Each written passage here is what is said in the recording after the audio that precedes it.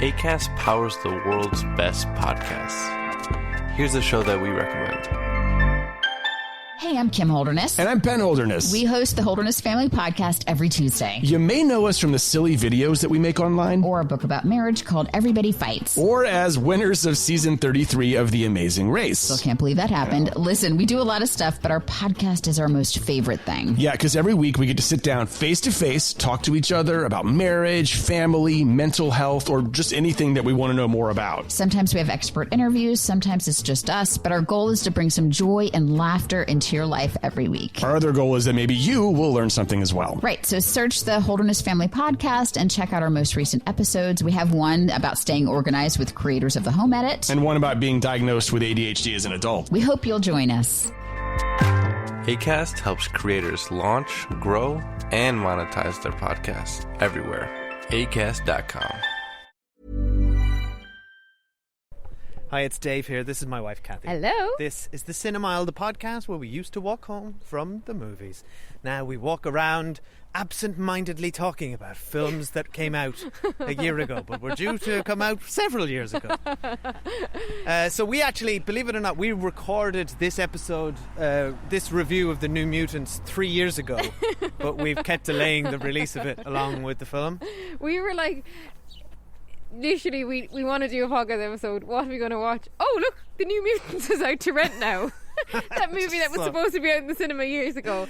Dave, you going to give us like a brief? No, do you know what? Because I literally don't know anything about it. Only that Dave told me it should have been out years ago. So let's just watch the movie, and then when we come back, I presume it's going to be wonderful, and then you can tell me all about its checkered history. What do you think? Okay, that's a good idea. Yeah?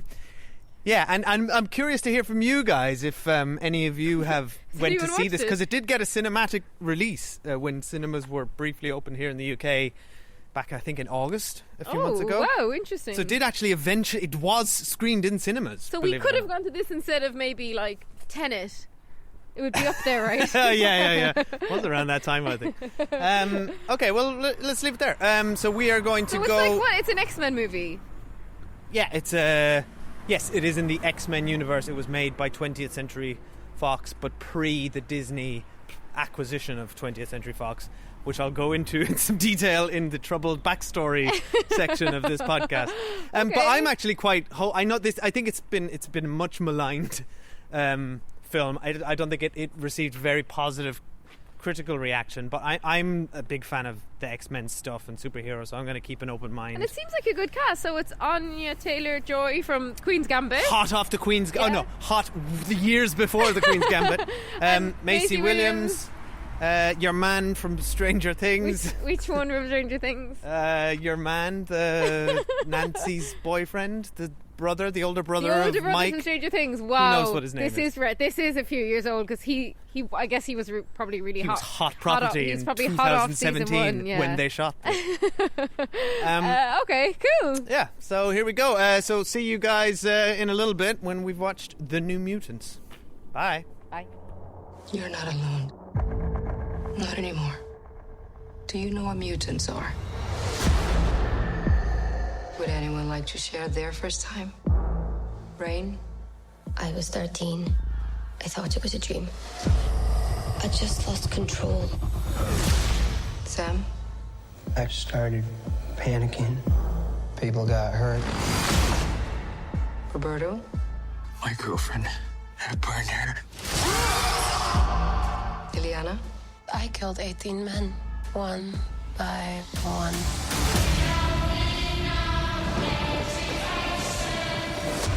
This isn't a hospital, it's a cage.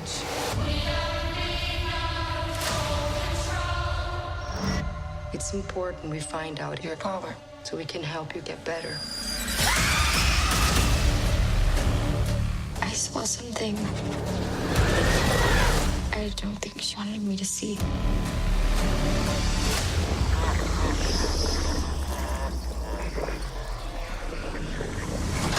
I don't think we're here to get better. Hi, we're back. We watched The New Mutants, but before we talk about that, quick shout out to some of you lovely listeners who have joined the Cinemile High Club, our Patreon exclusive podcast where we chat about old movies and new TV shows. So a big thank you and welcome to Matthew Wallace Wells, Chris Attaway, who is a fellow Married at First Sight Australia fan, we've discovered. Alexander Sykes, former work colleague. Hi, Alex. Hi, Alex. When Aisling Cunningham and your sister joined, Jackie Cullen. Or as she's called in France where she lives, Jackie Coulon, who I believe Coulon. featured recently on the Cinemile High Club. She did. Talking about Bridgerton. She did. If you would like to join them in their ranks, you can join at patreon.com/the Cinemile. It costs £2 or £3 a month and you get access to all loads of more than 20 old movie reviews instantly that you guys get to choose, and TV reviews. Thanks, guys. And New Mutants, well, firstly, not very long.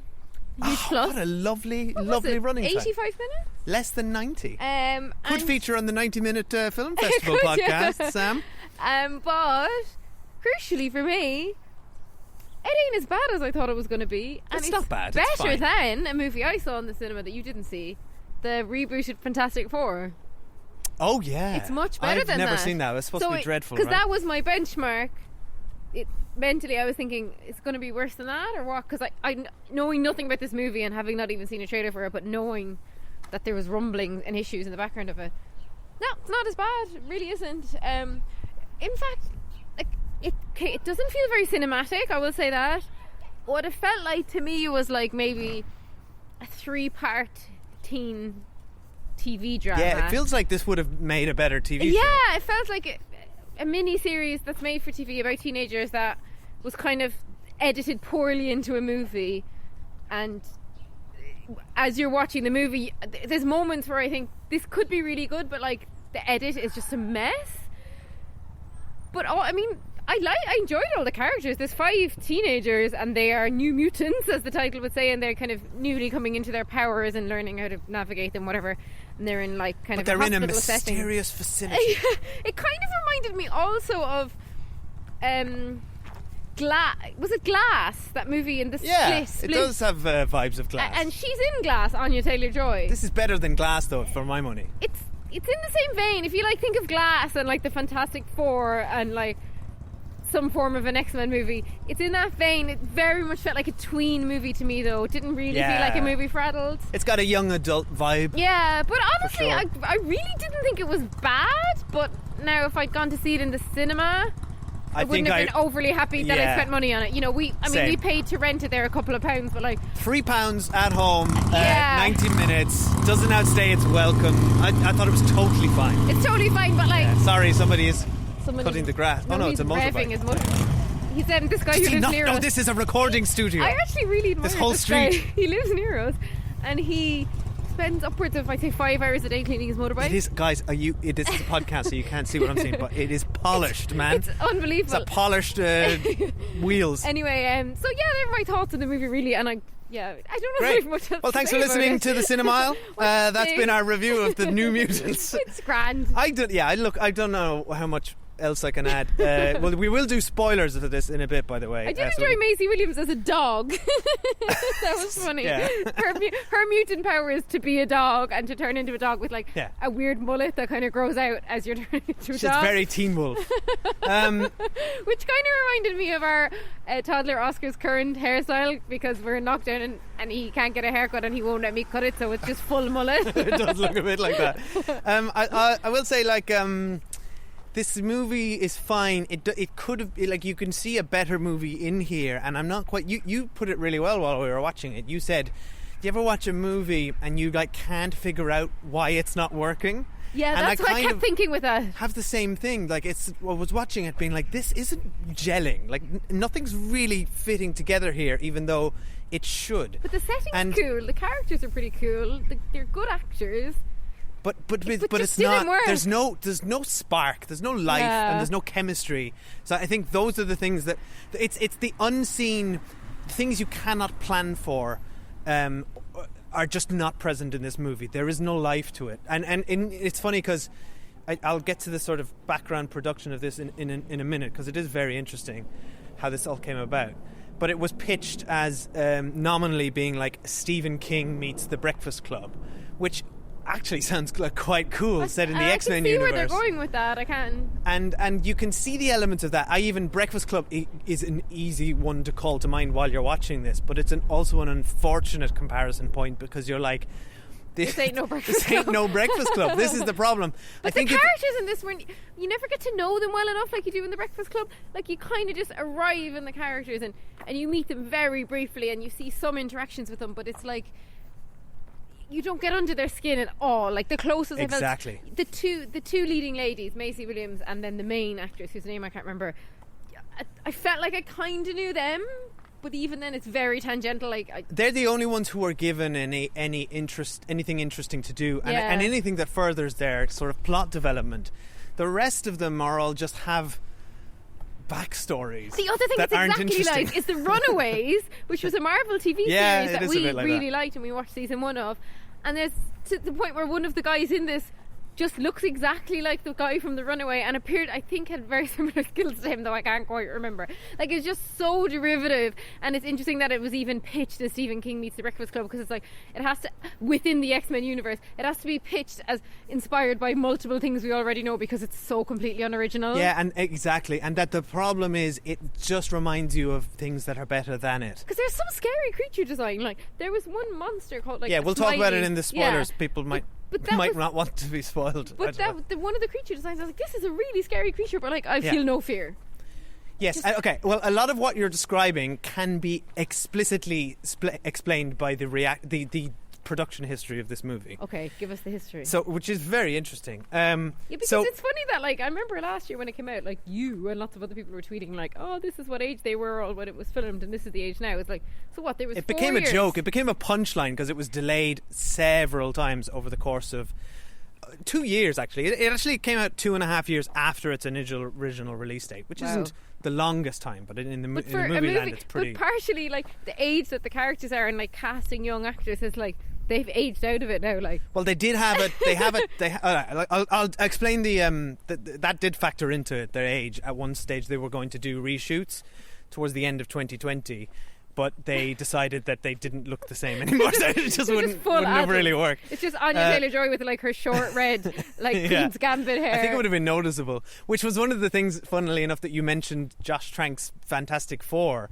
Because they did reshoots. Oh, they were bad. And your one didn't have the same hair, right? So the wig is quite a funny thing. What's her name? Not Zooey Deschanel, but was it her sister? She's a Rooney Mara. No, sorry, Rooney Mara's sister. Rooney Mara's sister. Kate Mara. Yeah. Me, Jackie, actually, who's our new patron, and Mom sat in the cinema and laughed her heads off at it because it was like, oh, there's the wig. Oh, the wig's gone again. Oh, there's the wig. The wig's gone again. So we were kind of looking for something similar in this movie. We're like, where's the reshoots? But here's the interesting thing. Reshoots were planned several times, but they also kept getting delayed and they never happened. So there are no reshoots in this movie. So why is it such a mess and why was it delayed then? Right, let me tell you. So it's not even a mess. It's not like Artemis Fowl bad. It's just, something's wrong with it. Nowhere near as bad as that movie. This is just, and it's fine. Honestly, it's very oddly short for a movie of like in this universe. You can tell there's not much to it. But honestly, I thought it was fine. I thought it I didn't hate it. It's absolutely fine. It is a coherent piece of but come on, production work that has some merit. But like, it's nothing to recommend or get excited about. It really isn't. Right. So I'll start with sort of the promise of this movie is quite something, and I really honestly feel bad for the writer director Josh Boone who brought this to life. Because it sounds like a passion project, and I don't think he is responsible for any of the twists and turns that happened over the past few years in this film. So I genuinely do feel bad for him that that this is where he got to. But he directed The Fault in Our Stars. Oh wow, that's huge! In 2014. Oh, I watched that on a plane once, and I nearly got sick. I was crying so much. So he's got the YA credentials, right? And he certainly is capable of drawing out emotions. And there's none in this movie. Exactly. So that's what's interesting. So he pitches this movie to Simon Kinberg, who is has been involved in the X-Men franchise with 20th Century Fox since the very beginning, and directed as a producer mostly, but directed the ill-fated Dark Phoenix thing that we saw last year. So he I'd pitches forgotten that. him. So he goes off. Josh Boone. By last year, you mean 2019, right? Because 2020 2 we years didn't ago, see yeah. anything. Josh Boone goes off with his childhood best friend Nate Lee, and the two of them create an actual comic book based on the New Mutants was an actual comic book property that they loved as children, and they wanted it to turn into a potential trilogy. So they actually made a comic book which was which they pitched to Simon Kinberg, which is very, very cool. That's cool. And so there's like almost like storyboards of what the trilogy would be in comic book form. So you like can totally tell us when absolutely. the movie ended, they thought there was going to be another movie. Yeah. Oh yeah, 100%. But the first of all, that's an awesome thing to do. That's an awesome job interview pitch. He loved it. He described it. Simon Kinberg described it as really dark, interesting, and different from the typical X-Men stories that we had read. I said they kind of pitched it as Stephen King mixed with the Breakfast Club, which is kind of interesting. It also, here's some interesting stuff. The first draft was supposed to heavily include Professor X with James McAvoy. It was set in the 80s, and it was also said to have Alexandra Shipp, who was to reprise her role of Storm from X-Men Apocalypse. So this is right after the third X-Men movie with the new cast, X-Men Apocalypse, the one with Oscar Isaac set in the 80s and all that. Big. So this was going to tie directly into that. But we've watched that movie for this podcast, didn't we, a few years ago? we did, yeah. It was one of our first ever cinema episodes. I remember that. But here's where the studio get involved, right? so that was the pitch. Simon Kinberg loved it. It was supposed to be a full-on horror movie, like absolute. There was bits of it where I was like, this could be really scary, Yes. but clearly someone's diluted it. Exactly right. So they start to develop the film. That's what they wanted. That's what everybody wanted. Josh Boone and his friend Lee wanted to make this, but Fox were like, no, they didn't like full-on horror, right? So they said, right, it's going to make it horror, but without any excessive blood or scares. But isn't that interesting? And make they it more allowed young adult Deadpool focused. to be like R-rated, and then that was huge. Oh, you're only at the beginning of the journey here. Right, okay. So the film's principal photography, they shot it all basically, which Boone described in an interview, Josh Boone, as very stressful because he felt, quote, a bit neutered during the process due to having to tone down the film from his original full horror ideas, right? Yeah. So Fox are like, tone it down. We don't want it to be scary. We want it to be more young adult focused. That's the brief. And That's bad though, because young not happy. adults love scares. I know, right? But then what happens? The film It comes out in 2017. Starring a different kid from Stranger Things. Yep. And then then Fox is like, oh, that film was really popular with teenagers, and it was very scary. So they say to Josh Boone, Have they heard of like Friday the 13th or Scream or like Nightmare on Elm Street? smacks of stupidity. So they're like, okay, let's make so they decide to trial something out, right? So they've got the first cut of the New Mutants, and they say, let's make a trailer for this, and let's ramp up the scary elements. Let's make this look like a crazy ass scary R-rated horror movie in the trailer. And then they put it in, and then they decided to run it, and it was like really well received by audiences. They were like, whoa, that looks amazing. So then Fox, Did you see that when it first came out? I don't remember, I must have. So then Fox go back to Josh Boone, and they're like, okay, we want you to make the original vision. Make a really scary R-rated horror film. Let's go for it. And It's he's like, you can't get Maisie Williams that easily, like, I to know. come back. So, She's like in the final season of Game of Thrones. so to allow this to happen, they pushed the film out a year. It was due to come out in January 2018 to allow him for reshoots, and at one stage it was looking like they would have to shoot more than half the film to make it more frightening, right? Okay. But what happened then, Deadpool 2 got moved in the slot that it was at, so they had to get moved again back out to 2019. And then Dark Phoenix gets moved to its slot, so then it gets bumped another 6 months. So firstly, that's two reasons it got moved, because of the Fox slate, prioritising other X-Men movies and Deadpool, right? Then March 2019 comes along and Disney buys Fox. Mm-hmm. And at this stage, they're basically like suddenly it's all up in the air as to what they're going to do with this, because it's tied into the X-Men series, which Disney are basically going to scrap because they're going to tie it into the MCU. So then it gets pushed back to April 3rd, 2020, and then the reshoots were set to take place at the end of 2019. But by this stage, they couldn't get the cast together because they're all committed to various television series. They're all 40. And they're exactly. And also, in August 2019, it came out that Disney were not very impressed with the cut of the New Mutants because thought it had limited box office potential. Reminder: this is the cut that Fox made him make initially, which was his, horror film without any scares. Anyway, long story short. The reshoots never happen. He comes in under the new Disney management to try and just finish the thing and get it out, and it's due to come out on March 12th, 2020. But then the COVID-19 pandemic happens and Disney get a bit scared, and so they pull all their theatrical releases, and then it was due to be listed, then it was due to come out like later in May and at some stage.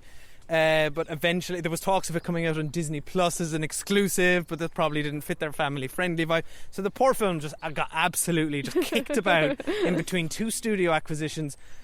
Studio executives at Fox not knowing what the hell they wanted, changing their mind halfway through, and then eventually the film just like hobbled into cinemas in August. It's so interesting because this is the kind of stuff that happens all the time, but it's so notable with this.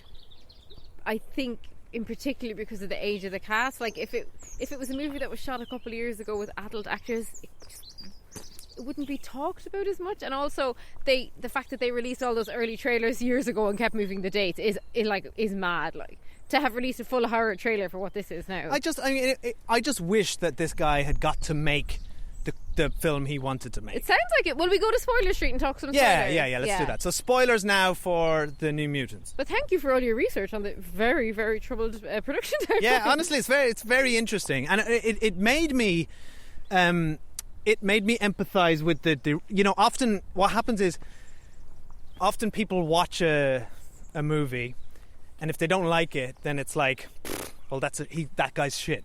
That's a shit director, or that's a shit right. And also, by the way, this movie, in the credits even calls it out, was made by created 15,000 jobs. Often movies say that in their credits. Yeah. This movie created 15,000 jobs.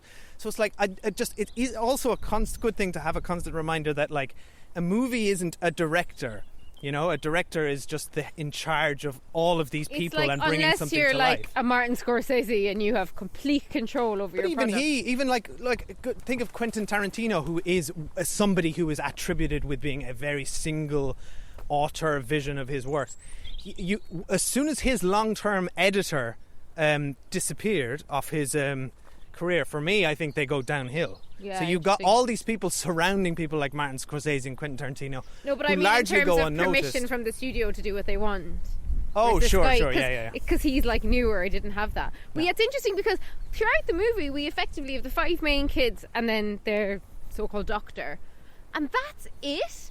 And I think that's partially why it didn't feel part of the X-Men world to me. Because there's 6 people in the whole movie. That's what I'm saying, yeah, exactly. There's literally nobody else. No, and that's why it didn't feel like... Except her dad at the beginning, I guess. Yeah, it didn't feel part of like that X-Men universe to me because that's a very heavily populated universe. It feels very different. And that's cool for a horror film because horror films can be really claustrophobic and scary when you don't have very many people. But then when it's not an effective horror film... If I hadn't known the duration up front, because we saw it when we rented it, I kept thinking that they were going to break out and then do something else. Yeah. But the fact that it's not very scary or claustrophobic, and then at the end they only break out in the last few minutes, it's kind of like, what am I watching? And I think that's why I felt like a TV show. It just doesn't have the scope or the scale of a movie. Or the tension, it has not. It's not cinematic. But you're bang on the money. If you're good, it can be very effective to set something within a very small setting, a creepy setting. This is an actual former hospital. It's also where Martin Scorsese shot Shutter Island. Oh no way! So and that film really like the place. That of glass. film is creepy and filled with dread, and that location should be like that. But this this had none of that. right? It just had them wandering. There was no atmosphere but to this also film, the was there? cuts to it, like, it's literally 1 minute. They kept starting these scenes of like, okay, we're all in therapy now, we're all going to talk, and you're like, okay, we're going to get to know the characters. One person will talk, then it will just cut to the next scene where they're all in like the rec room together. You're like, where did the therapy session go? I don't know if that's them trying to cut out scary bits or what, but like there's no flow to anything. Yeah, there's no flow to it. Then there's it's like jarring. the lie detector scene where it's like, okay, now I'll take my turn, and then it's like nobody asks any questions, and he says, and my father gave me this coal, and it's like, okay, your dad gave you some coal, I guess. And but like, what's your man's the Cannonball's backstory is like he accidentally killed his father. I mean, that's awful. In a but I'm mine. like, that's all there is to your whole but what thing. about the supposed? Why are you even there? I don't get the kind of rich asshole guy right at the start of the movie. He he's has like, nothing to do. At the start of the movie, he's an asshole, right? And then we see then nothing. He's not an asshole. And then he isn't, and we're like, sorry, why did he change? And why is he washing dishes? Why is he in the kitchen washing dishes all the time? We never get any explanation. So he's just he's every just time we see him, he's cleaning pots and pans and cooking, and it makes no sense. Like. Yeah, it's just we can't. There's no point even nitpicking all the details of it, but there's so much inconsistency. But I really have to say that I enjoyed. Hold on, we move. I logged in this time. I had like 45. I really enjoyed the main plot between the main girl, who I can't remember her name because I don't recognise the actress, and Maisie Williams. And I really enjoyed that there was the same-sex love plot, and I thought they were very sweet. They were quite sweet, yeah. Yeah, so I thought that was really good. I've got her name here. Oh no, I don't. Sorry.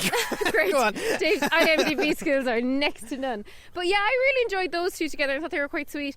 And I guess that was a little bit of the Fault in Our Stars vibes there, in that like I thought he did the romance stuff really well. And I guess that's probably because that remained unchanged around all the other stuff. That was probably a similar plot. That was probably the only bit I was emotionally invested in anything, when she's about to be killed by the doctor, and we're waiting on Wolf Girl to come and save her, and I was just like, I hope she saves her. Yeah, I hope she saves her too. But the doctor, her name is Blue Hunt, the actress. Oh, I really liked her. Yeah. But the doctor stuff was like, a load of stuff must have been cut out with her, because the doctor was just like a tool in someone else's plan, but we never met the other person and never found out their plan. So the doctor was just the thing, a tool, right? then. So the person. This is why this film might have been a bit more interesting if it did connect to the Fox X-Men cinematic universe. Because they kept implying she was talking about Professor X, and at one point the boy is like, the dishwashing boy is going around in a wheelchair, and like, who do you think? Like implying he's Professor X and stuff. Which and they call out the X-Men. They say that's where they think they're potentially heading. But we find out in a sort of little thing, there's an Essex Corporation logo on her things, which in the Marvel universe is run by an X-Men villain called Mr. Sinister, who was also teased at the end of X-Men Apocalypse. And that film, when that film didn't succeed, they told him to just scrap all the links to that. But at one stage, John Hamm was supposed to play Mr. Sinister in a post-credit sequence. So that would have all been building up to a big X-Men villain and would have felt like it's laying some groundwork. But here it's just kind of like, okay, where's it going? So it's just like I kind of liked, and I really liked actually they think they're being trained to maybe be X-Men, and they're kind of excited about that, and then they find out that they're not. They're being trained to be like killers. But for where, like, then send us to that facility and let us see the really awful training they get to be killers, and let us see them like break away from that training.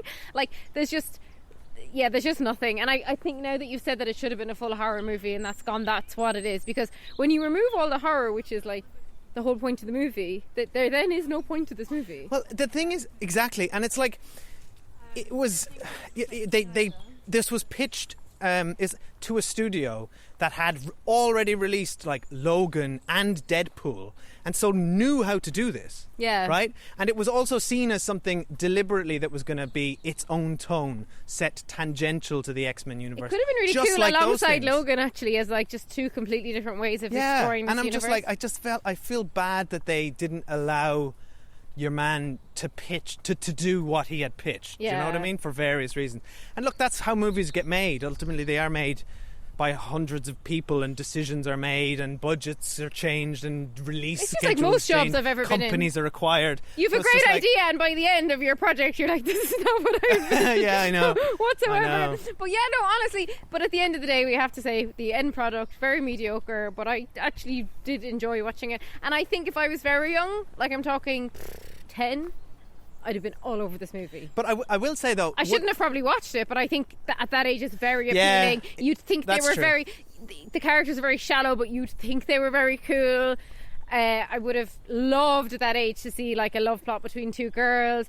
I would have enjoyed all of that stuff, and I would have found it scary. It's just for adults. It's like, yeah, it's just very surface level. Exactly. So that's a good point though. Maybe this does work on its intended audience. It's too violent though. You wouldn't let a kid that age watch it. Yeah. Like the stuff with that smiley face. They were scary. That's the one I was saying. Scary it's really design. scary. Yeah, the smiley men. The smiley men, and the idea of Anya Taylor-Joy when she was a little girl cuddling her teddy in bed, and these monsters come together. Like, that's awful. That's terrifying. But we just had no emotional connection to it, and she was just like straight out baddie from the beginning.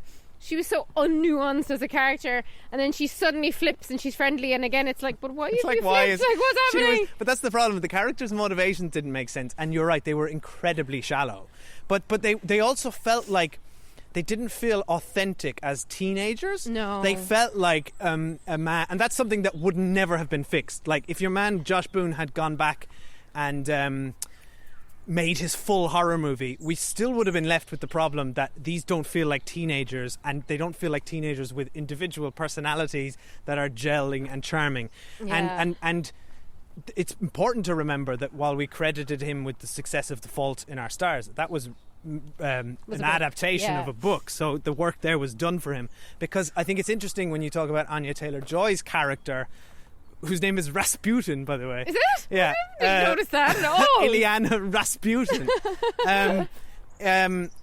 She felt very much like, to me, what a 50-year-old man would think an edgy teenage girl would be. She goes around with a puppet on her hand. Exactly. It's like, ooh, she's quirky, she's got a puppet, but also like, and maybe some of this is in the comics, I'm not familiar with it, but it's like, okay, enter Rasputin. She's edgy. It's kind of like Harley Quinn light, isn't it? Oh, it's just like, it's so like, ooh, she spray and paints she's graffiti, and she's got torn stockings, and she's a bit of a mean girl, and I'm just like, it was Regina George meets Harley Quinn. That's what it was. Yeah. Fashion wise and everything is mad. But we have to go, because I think we've actually given this movie way more of a discourse than it deserves, like, for sure. It is interesting though. Really I had more fun unpicking what went wrong here than I did watching the film, which largely I was rolling my eyes at. Fair play to them, because this is the kind of like shit movie that sometimes could be 2.5 hours long.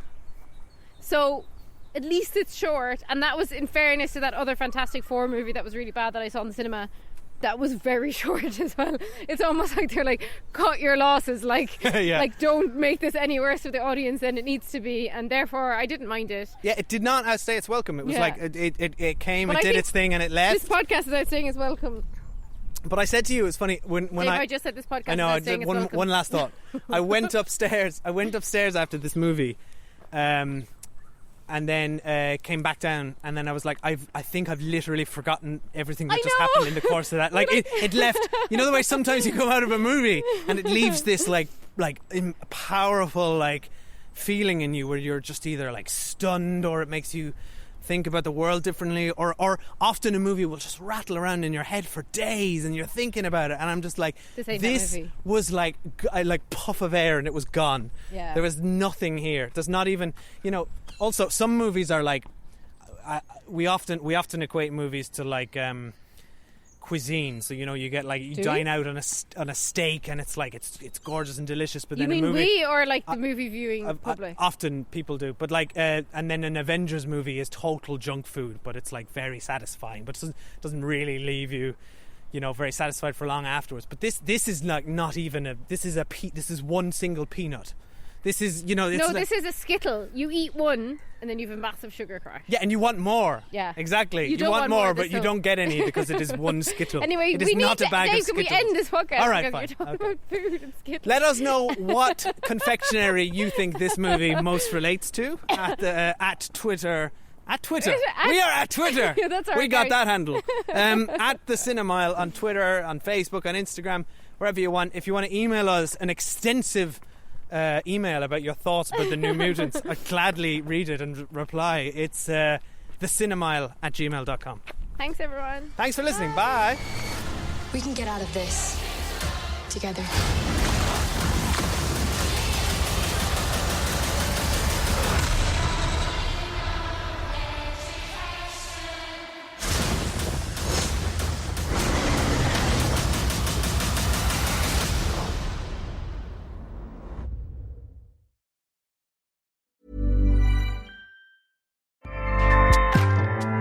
Acast powers the world's best podcasts. Here's a show that we recommend. What do you do when no one else is watching? What do you do that makes you happy for no reason at all? What are you obsessed with? I'm Leslie Arfin, and I'm a writer, but I'm also a dancer, a painter, a vapor, a dollhouse enthusiast, and basically just an overall hobbyist. My podcast, Filling the Void, is all about what other people are fanatically into. We talk about hobbies, even if you don't have one. Listen to Filling the Void on Tuesdays on the Erios Network and subscribe wherever you get your podcasts. Acast helps creators launch, grow, and monetize their podcasts everywhere. Acast.com.